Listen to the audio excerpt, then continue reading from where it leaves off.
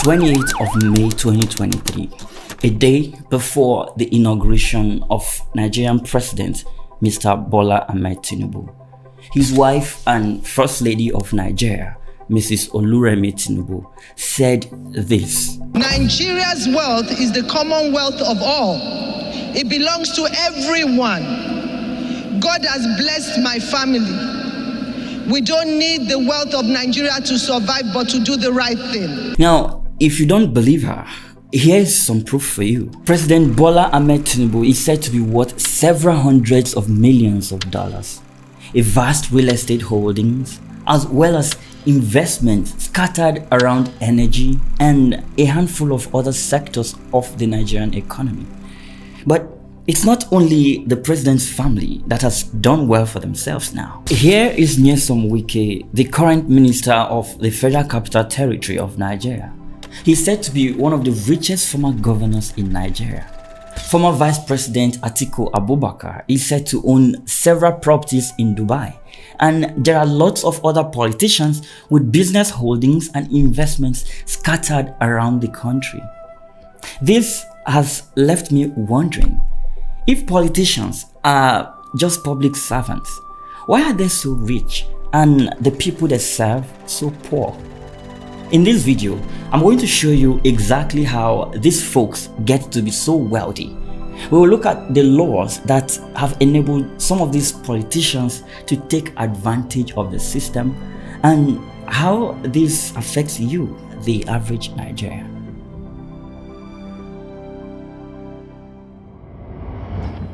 President Bola Tinubu worth hundreds of millions of dollars. Nyesom Wike worth millions of dollars. George Akume worth millions of dollars. Guess what all these men have in common? They are all career politicians who have been directly or indirectly involved in government since Nigeria's return to democracy in 1999. But there's another thing all three have in common that will be very relevant to our story much later. And that is, they were all former governors of their respective states for 8 years. Now, while politics in Nigeria has become something for the highest bidder, there seems to be a reason why. That could be the high returns involved. And I'm not talking about the looting or embezzlement we immediately associate with politicians now. Rather, I'm talking about the insane salaries and allowances that these people accumulate throughout their time in office. Added to all of these benefits, some politicians have also found ways to build highly profitable companies from the ground up as a result of government contracts they get while in office. And when their time is up, they also get something called a severance package that is sometimes worth 300% of their basic salaries as presidents, governors, senators, or other political office holders. Now, let's start with the salaries and you'll see what I mean. This is Tunde, an average Nigerian graduate looking for a federal government job that pays the minimum wage, just so he can afford to feed and stop depending on his poor mother, who has been catering for his basic needs ever since his father died. Tunde's worth, according to the federal government of Nigeria, is 30,000 naira. That is less than $30 for an entire month's labor. Now, to put this in perspective, it would take Tunde 50 years of saving his entire salary to get 1 year's basic salary of a Nigerian senator that earns 1.5 million naira monthly and still gets another 52 million naira in office running allowances. And what is the job of this senator again? Yes, they made the law that kept the minimum wage at 30,000 naira, while JAS is set at 1.5 million naira per month. But then something crazy happened. There's this body saddled with the responsibility of determining how much is appropriate for political office holders in Nigeria, including the president, vice president, governors, deputy governors, ministers, even commissioners, and to cap it all, the legislators inclusive. This body is known as the Revenue Mobilization Allocation and Fiscal Commission. Their job, among others, is to monitor the increase and disbursement of revenue from the Federation account and reviewing from time to time the amount being allocated to different things, especially salaries. What happened was that this body woke up one morning and said that they realized that Nigerian politicians were suffering too much. So they needed to adjust the salary structure to help these politicians survive the difficult times we live in. Yeah, I'm not kidding. Guess what? They proposed a 114% increase in the salaries of these political office holders, including the president, vice president, governors, lawmakers, as well as judicial office holders. Remember Tunde with his 30,000 naira per month salary? He is not getting any of this increase, even though his cost of living just shot through the roof as a result of the recent removal of fuel subsidy, which I talked about in this video linked right up here. Well, Nigerians cried out and that salary review was later abandoned. But this didn't stop the politicians from getting something called hardship allowance. You see, aside from the ridiculously high salaries paid out to Nigerian politicians every month, they also get some allowances like utilities, entertainment recess, personal assistant, vehicle fueling, duty tour, domestic staff, vehicle maintenance, constituency allowance, wardrobe allowance, household maintenance, newspaper, periodic allowances, and a lot more. For the senators, these allowances amount to 52 million naira every year. But the ridiculous wealth of these politicians didn't just come from their salaries and allowances alone. Since Nigeria's return to democracy in 1999, a lot of money has been allocated to something called constituency projects, recommended by these lawmakers. However, as a result of corruption, embezzlement, and other financial malpractices, these projects are not even carried out. For instance, you often hear of empowerment programs that get commissioned all the time.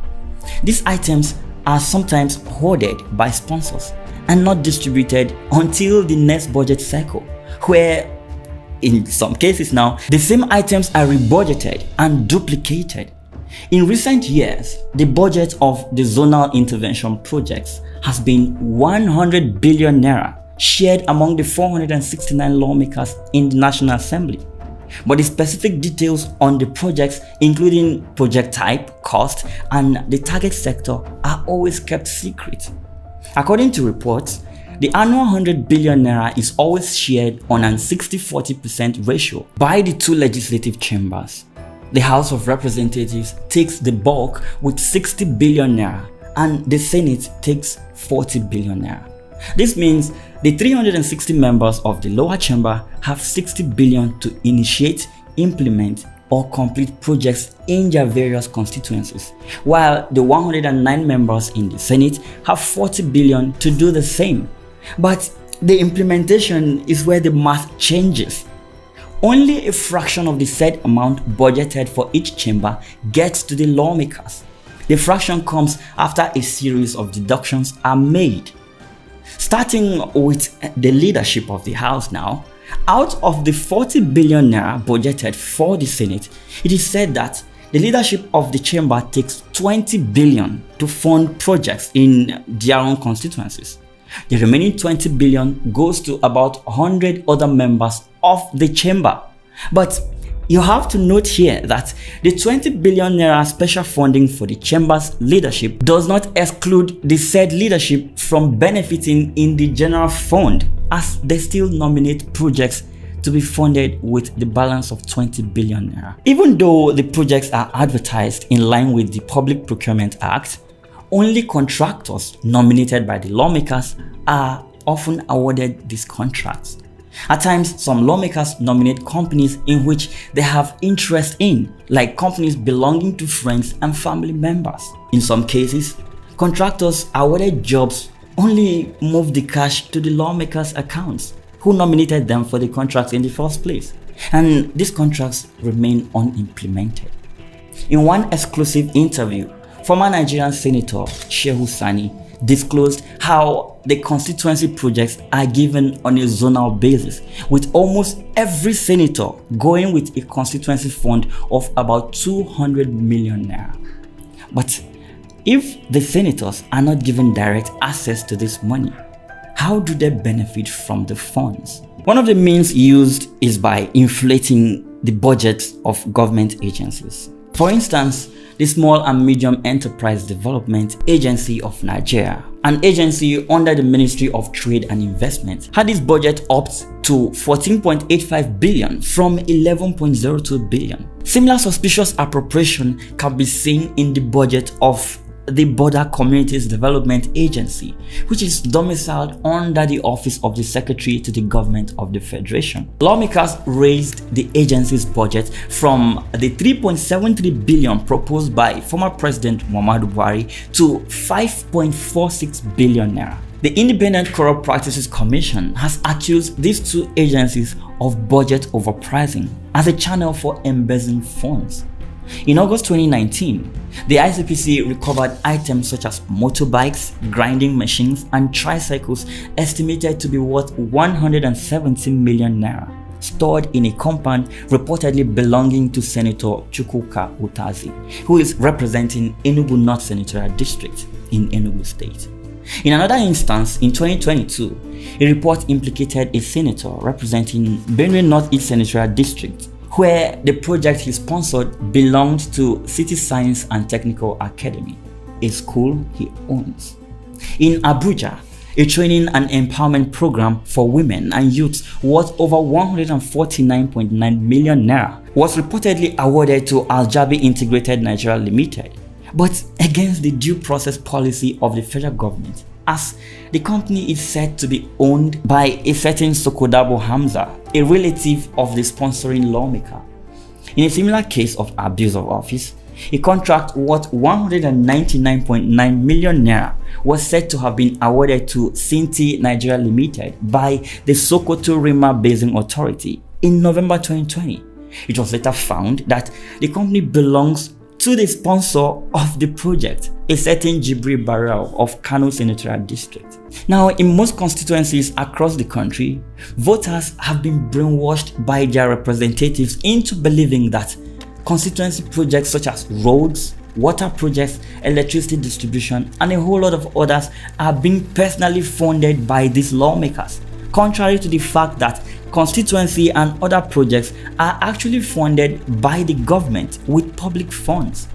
And when they are done using the public money to award multi-million-dollar contracts to companies owned by their friends and loved ones, at the end of their term in office, these politicians are able to secure their financial future by connecting a pipe to the national treasury through something called severance package.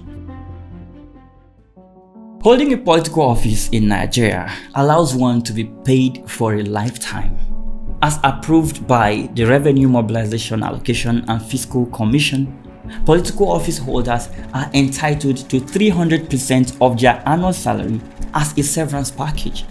In addition, some ex-governors will be paid 100% of their annual basic salary for life after leaving office.